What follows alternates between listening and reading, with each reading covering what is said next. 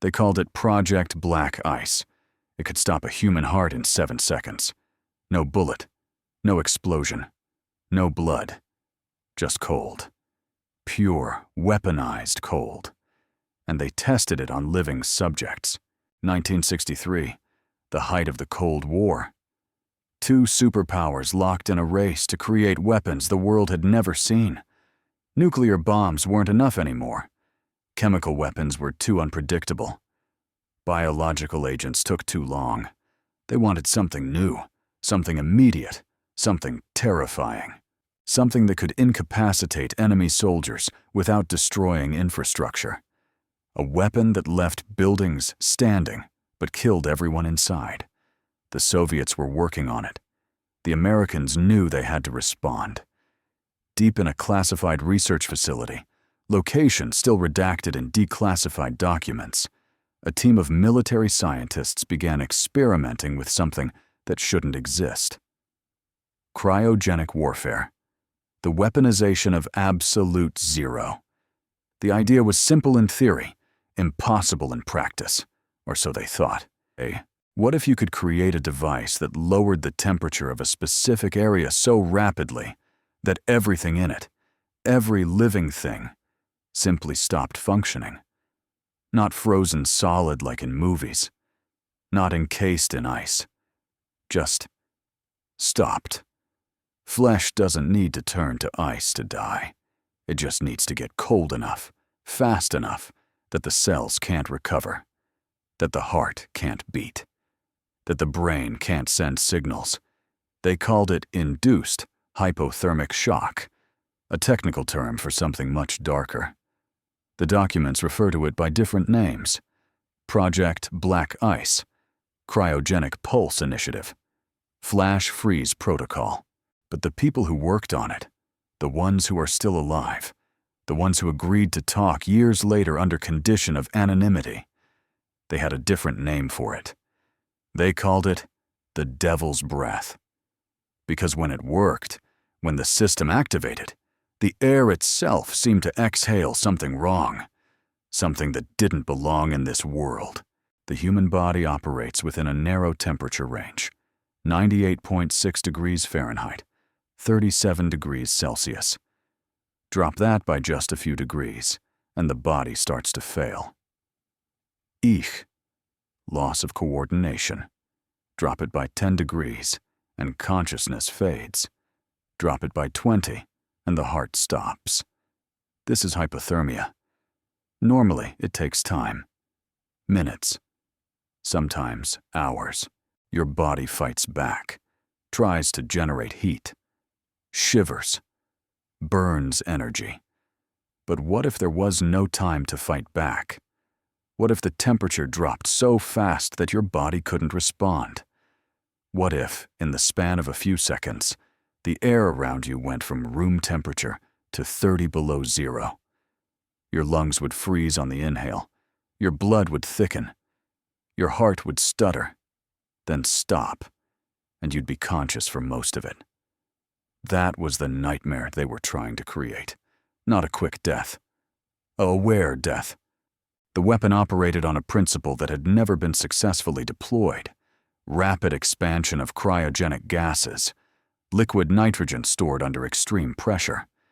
When released through a specially designed nozzle array, it could create a field, roughly 30 feet in diameter, where the temperature plummeted in seconds.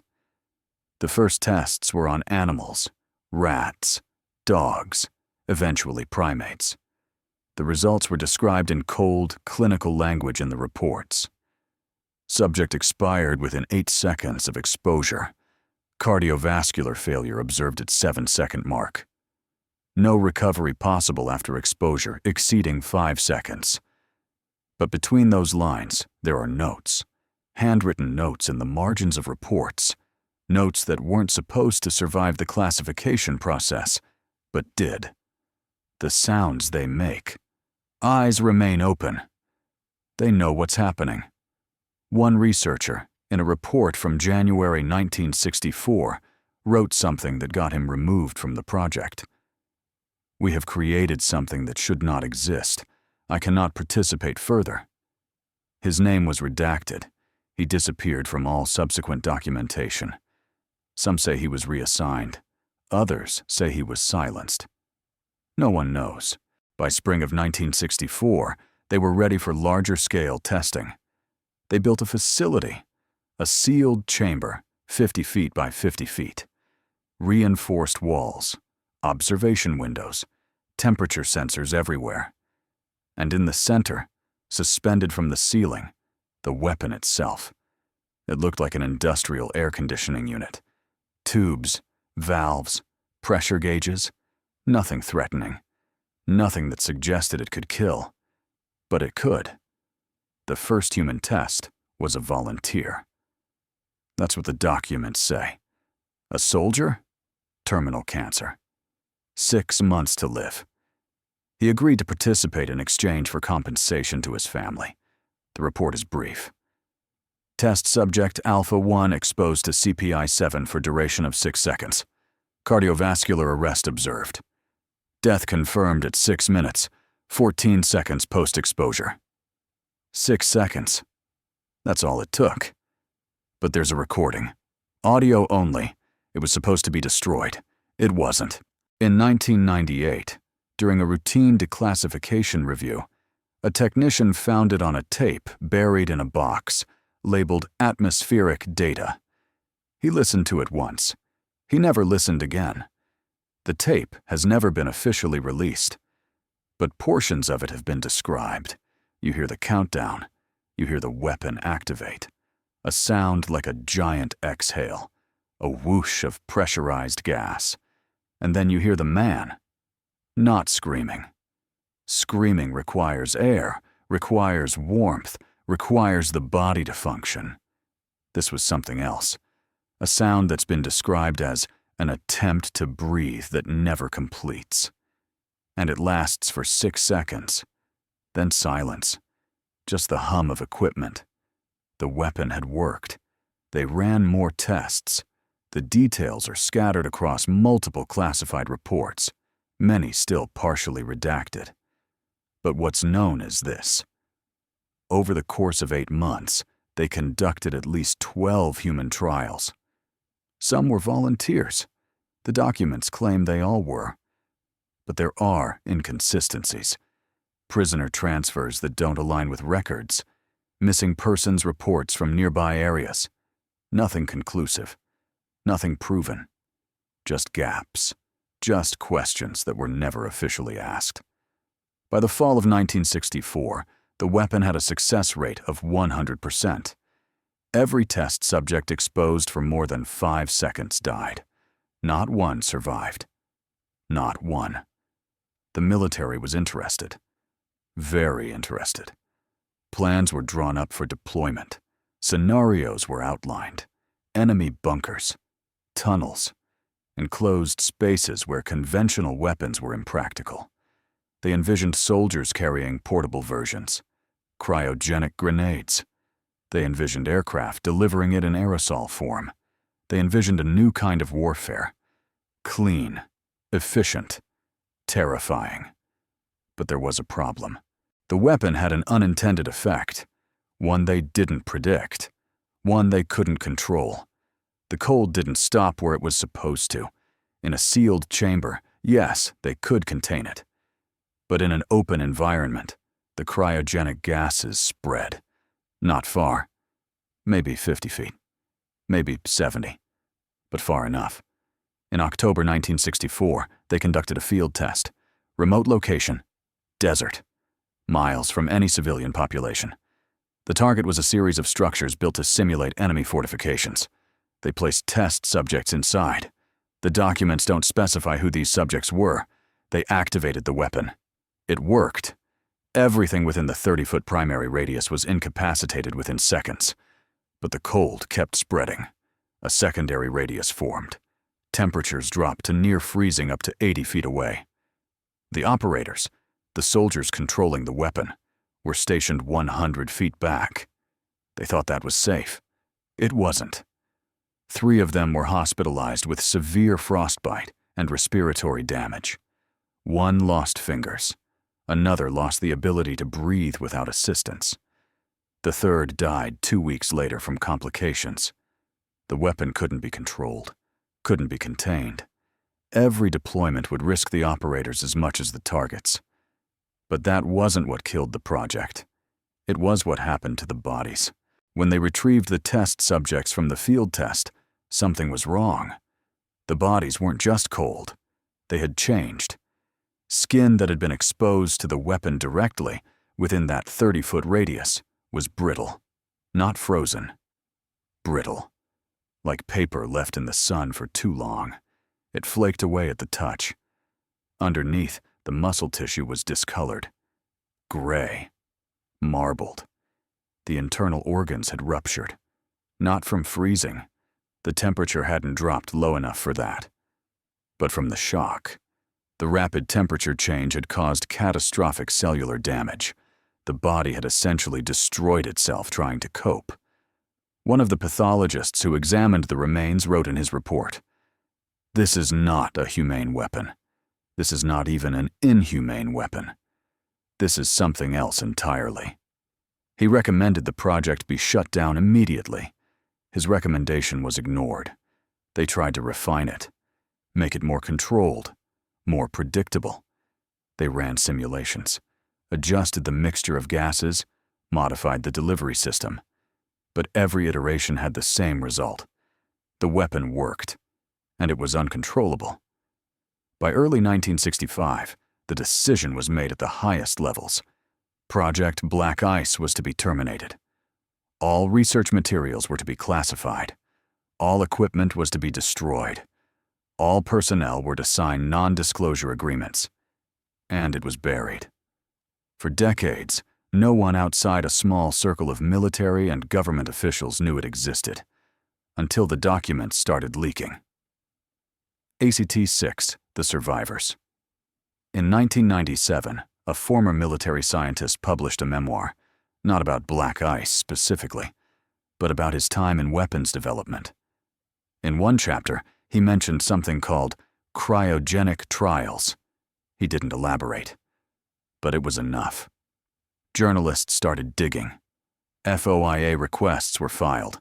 Some were denied. Some were partially granted. Pages and pages of documents, most of them redacted beyond usefulness.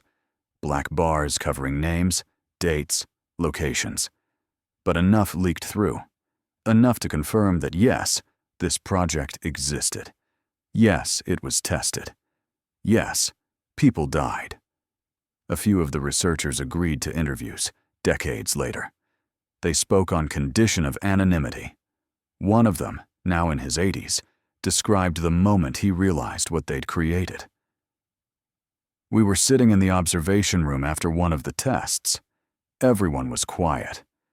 And then someone, I don't remember who, said, 'We've built something the Nazis would have been proud of.' Nobody argued. We all just sat there." Another researcher, younger, recruited late in the project, described the atmosphere. There was this sense that we'd gone too far, that we'd crossed a line. But no one wanted to be the first to say it out loud, because saying it meant admitting you'd been part of it. A third, a woman who worked on the logistics side, described the disposal process after the project ended. They destroyed everything. The prototypes, the plans, the test chambers. They even demolished the building, poured concrete over the site, like they were trying to bury the memory itself. But memories don't die as easily as bodies. Here's what we know for certain. Project Black Ice existed. It was a weapons development program focused on cryogenic technology. It conducted tests on living subjects. It was shut down in 1965. Here's what we don't know. How many people died during testing? Where the tests were conducted? Who authorized them? What happened to the personnel involved? And whether the technology was truly destroyed or just hidden. There are rumors, unconfirmed reports, whispers in the intelligence community. Some say the Russians developed their own version in the 70s. Some say the Chinese have been researching it recently. Some say the technology was never actually abandoned, just moved deeper into classification, into programs that don't officially exist. There's no proof, just gaps in the historical record, just questions that don't get answered, just the uncomfortable knowledge that if it was possible in 1963, with the technology of that era, it's certainly possible now. More possible, more refined, more deadly. There's a reason why certain weapons get banned, why international treaties prohibit specific methods of warfare. It's not just about effectiveness, it's about what those weapons do to us as a species. Some methods of killing are considered too cruel, too inhumane. Chemical weapons that cause prolonged suffering. Biological weapons that spread uncontrollably. Torture devices designed to maximize pain. These are banned not because they don't work, but because they work too well. Because they reveal something about human nature that we'd prefer not to see. The weapon that froze people alive was never used in combat. Never deployed on a battlefield. Never killed an enemy soldier. But it killed people. Test subjects, volunteers, maybe others. People who died so that researchers could learn how to kill more efficiently. And the knowledge that came from those deaths, the data, the measurements, the observations, that knowledge still exists, locked away in classified archives, stored in the memories of aging scientists, written in reports that will never be fully declassified. You can destroy a weapon, but you can't destroy the knowledge of how to build it. Technology has advanced since 1963. Materials are lighter. Gases are more refined. Delivery systems are more precise. The problems they had with Project Black Ice, the uncontrollable spread, the danger to operators, those could theoretically be solved now. With modern computing, with advanced engineering, with decades of additional research, it's possible that someone, somewhere, could build a working version. A version that doesn't kill the operators. A version that can be deployed safely. A version that works exactly as intended. Should they? That's not a rhetorical question. There are scenarios where a non-explosive, infrastructure-preserving weapon could be seen as preferable. Hostage situations, terrorist strongholds, urban combat where civilian structures need to be preserved. The arguments write themselves. But so do the counter-arguments. Because once that weapon exists, once it's proven, once it's deployed even once, it becomes normal. It becomes acceptable. It becomes just another tool in the arsenal. And the line between acceptable and war crime has always been thinner than we'd like to admit. The soldiers who tested Black Ice thought they were serving their country. The scientists who built it thought they were protecting their nation. The officials who authorized it thought they were maintaining strategic superiority. They were all right. And they were all complicit in something monstrous. That's the uncomfortable truth about weapons development. The monster isn't the weapon. The monster is what we're willing to accept in the name of security. The last known document related to Project Black Ice was dated March 17, 1965. A brief memo. One paragraph. Project terminated. All materials disposed of per Protocol 7. Personnel dispersed. No further action required. It's signed by someone whose name is redacted. And that's it. That's where the official record ends. No investigation into the ethics of the program. No accountability for the deaths. No public acknowledgement that it ever happened. Just silence. The kind of silence that governments are very good at maintaining. Most of the people involved are dead now. The few who remain are too old or too scared to talk. The facilities have been demolished or repurposed. The evidence has been destroyed or buried so deep in classification that it might as well not exist. And the weapon itself, the actual device that could freeze people alive, exists now only in those classified reports and in the memories of the people who saw it work. Maybe that's for the best. Maybe some knowledge should stay buried. But the thing about buried knowledge is that it never stays buried forever. Someone always digs it up, always wants to see if it's still possible, always wants to know if it still works. Somewhere in a government archive, there's a box. Inside that box, there's a file.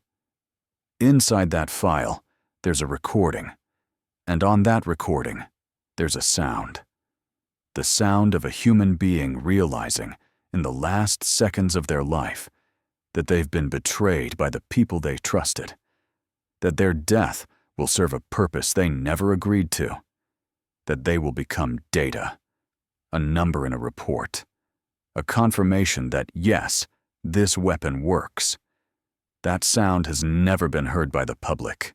It probably never will be. But it exists. And the people who listen to it, the researchers, the military officials, the archivists who stumbled across it years later, they all described the same thing. Not horror, not shock. Something quieter, something worse. The realization that this could happen again, is probably happening again, might already be happening, in a lab somewhere, in a facility without a name, where researchers are pushing boundaries, where military officials are asking, what if? Where someone is trying to answer the question, can we do it better this time? Project Black Ice was shut down because it was uncontrollable, not because it was wrong, not because it was inhumane, because it was impractical. That's an important distinction. It means that if someone solves the practical problems, if someone makes it controllable, if someone makes it deployable, then there's no reason, no official reason, why it couldn't be used. And that should terrify you, not because the weapon might exist, but because of what it represents, the willingness to create suffering in the name of efficiency, the willingness to treat human death as an engineering problem, the willingness to cross any line, violate any principle, abandon any ethics, as long as it gives us an advantage. That willingness didn't die with Project Black Ice. It just went underground, into the classified world, into the programs we don't hear about, into the research that doesn't make it into public record. And it's waiting for the next crisis, the next threat, the next excuse to say, we need this. We need to build it. We need to test it. We need to use it. The weapon that froze people alive isn't the most dangerous thing about this story. The most dangerous thing is that we built it in the first place, and that we'd probably build it again. If we thought we had to, if we thought it would keep us safe, if we thought no one would find out. The cold doesn't discriminate.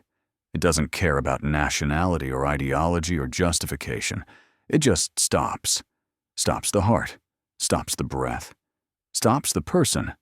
And somewhere, in a file that will never be fully declassified, there's a list. Names. Ages. Dates. The people who stopped, so that we could learn how to make other people stop. They didn't volunteer for that. Not really. They were told it was for science, for progress, for their country. They were lied to, and they died cold, aware, betrayed. That's the legacy of Project Black Ice. Not the weapon itself, but the willingness to sacrifice people, real people, with names and families and futures, on the altar of military advancement. And that willingness hasn't gone away. It's just waiting. In the dark, in the cold. For the next time we decide that the ends justify the means, for the next time we decide that some deaths are acceptable if they prevent other deaths, for the next time we decide that we can cross this line, just this once, just this time, just because we have to. The weapon that froze people alive is gone. But the thinking that created it, that's still here, still cold, still waiting. And it's not done with us yet.